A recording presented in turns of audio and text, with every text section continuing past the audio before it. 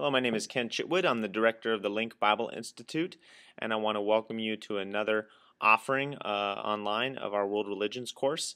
Today we're going to be covering atheism or non-religion. Some people automatically will gut reaction against this and say, why are you covering atheism in a course on world religions? Well, that's one of the things we're going to be talking about today, and is one of the questions that many people ask whenever I cover this in a course on world religions, which I've done in a lot of different places. It's a very interesting question and something, of course, we want to address, and we will. I just wanted to make note of that right from the beginning. One of the reasons we are covering atheism in this class is that there is, quote-unquote, a brief coda on atheism in our textbook for this course written by Stephen Prothero, titled God is Not One. It's kind of his second-to-last chapter, and it is shorter than the other chapters he has, but he does address atheism, and we're going to talk about his coverage of atheism as well. Now, as we start the class today, I can't really ask you this online, but we are going to be talking about that in class, about how we define atheism, because atheism is defined in 1,000 different ways by 1,000 different people. We've found that to be true with a lot of different religions, but with atheism, there are atheists who will define themselves in different ways. There are theists who will define atheists in various ways, and so we want to do a very good job of definitions as we cover atheism today. Prothero says that atheism is not a great religion. He comes out right from the start and says that at the beginning of his chapter on atheism. The reasons he gives for why atheism is not a great religion is that until the 20th century, its influence on world history was non-existent, that it is a religion or a thought process for the elites rather than ordinary folk. And he also says that the impact of atheism outside of Europe is inconsequential. Now, we could talk about its impact on world history. We could talk about whether it's a religion for the elite or for ordinary people, and we will talk about that a little bit. But the two questions I really want to ask today are, is atheism a religion? And is it of no great consequence outside of Europe? I think those are two very questions to be asking ourselves as we study atheism.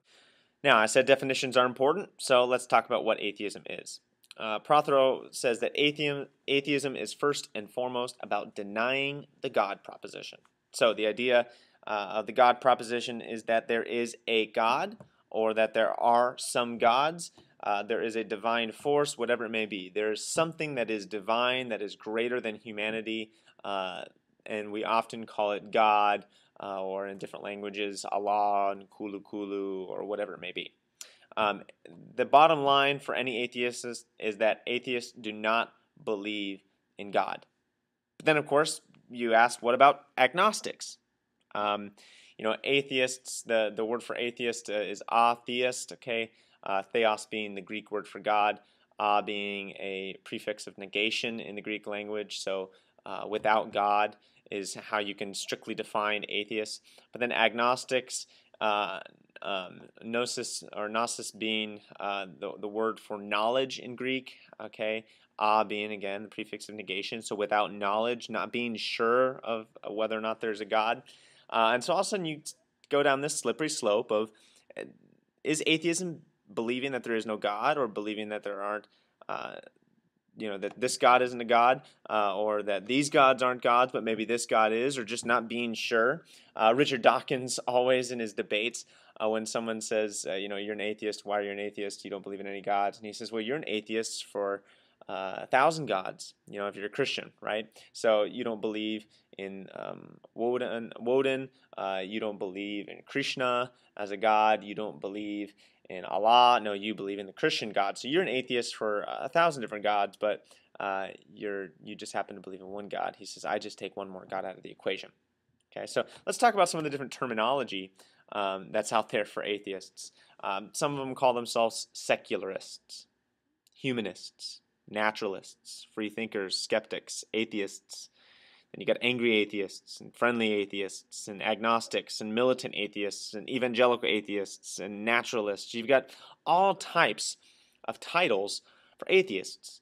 I know that some people really don't like the idea of secularism being equated with atheism, because Secularism is a way of government, is a way of society that says we are not a theocratic or religion-based society, but instead we are secular. And so we don't want to call ourselves secularists. And then other people call themselves humanists. But then that gets confusing because the humanists of, say, the 15th and 16th centuries in Europe, these people weren't atheist per se, but they were humanist, which is very different than kind of what people call secular humanism today. Then there are naturalists. I've got that on there twice. I must have been thinking about it a couple of different times. But naturalists are people that say that nature is all there is. There is no divine or supernatural element in this world. Free thinkers or skeptics. And then you've got all these different types of atheists. Angry atheists, friendly atheists, militant atheists, evangelical atheists. Angry, militant, evangelical, all kind of the same vein. These are people who kind of are atheists, but they're very outspoken about it, we might say. And then there's friendly atheists who are less outspoken about it and more likely to just say, well, you can have your religion, we have our non-religion, and let's just kind of allow each other to exist. I won't say anything really negative about you and your belief in religion or deities, and will you allow me to also just be atheists? And then there are agnostics who kind of say, well, I don't know. Maybe there is a God, maybe there isn't. Maybe there's not enough information for us to know. Okay, so there's all types of different atheists. What are the atheists we're going to be talking about today? Anti-theists, okay? This is kind of another term that's thrown in there, I think a significant one. Christopher Hitchens writes in one of his books from 2001, I'm not even an atheist so much as I am an anti-theist. I not only maintain that all religions are versions of the same untruth, which might say is atheism, but I hold that the influence of churches and the effect of religious belief is positively harmful.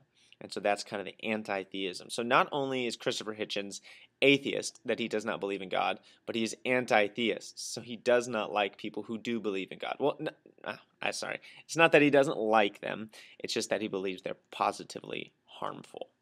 Okay. Now, some people say that Prothero's weakest chapter is atheism. I'm probably inclined to say that it is one of his weaker chapters. He says that atheists argue that the human problem cannot be solved by religion because religion itself is the problem. Many people will say this is not necessarily true. I would be one to agree with that. There are many atheists who would defend against such an accusation. They are atheists and yet they believe that religion is perfectly fine, or that they're not asking for the eradication of religion. They just want to note its dangers and its potential harm and all of that. Anytime I say that atheists or even militant atheists want to eradicate religion in a positive sense, atheists get their hackles up. Okay, people who would say that religion is an ill, religion is a problem. They say, no, we don't want to eradicate it. We just want it to go away. Okay, so they're not positive, not active in the eradication of religion. Maybe just passive and want to see it go away, but they're not going to do anything to get rid of it. In general, atheists don't argue that religion itself is the problem. Anti-theists might. Quote-unquote militant or evangelical or angry atheists might. But there are plenty of atheists who are perfectly fine with saying, you know what, religion's an okay thing. That we might term them friendly atheists. So we need to make a differentiation between atheisms. Some are non-religious and friendly. Others are aggressively anti-religious and angry. Friendly and angry are the words used by Prothero in his chapter. So today we're going to simply evaluate the latter in our study of atheism because I believe the latter, the anti-religious, are more religious than others. I think there's a difference between non-religious atheists and then quote-unquote anti-religious who end up becoming very religious atheists. We'll talk about that. So, anti-religious atheism's solution to the religious problem is quite religious itself. This is something that Prothero claims in his chapter.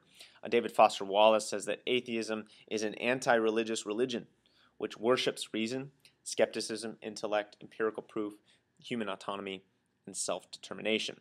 But to say that anti-religious atheism is religion itself, we need to evaluate it according to the terminology that we've been using throughout this course in terms of Prothero's definitions of religions having a problem, solution, technique, and exemplar. My definitions of there being theoretical, practical, and sociological expressions, and then also a wider set of definitions or markers or characteristics, you might say, in the study of religions about